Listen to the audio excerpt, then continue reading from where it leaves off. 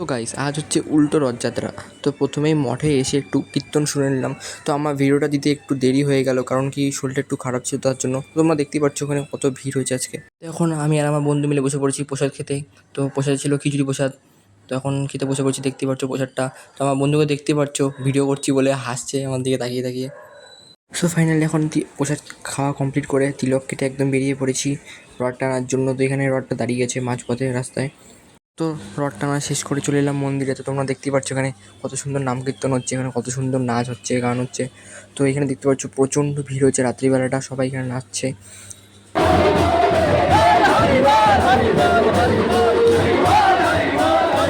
তো তারপর কিছুক্ষণ আমরাও খুব মজা করে নেচে নিলাম। তো তোমরা দেখতেই পাচ্ছ খুব নাচানাচি করছিলাম সেদিন।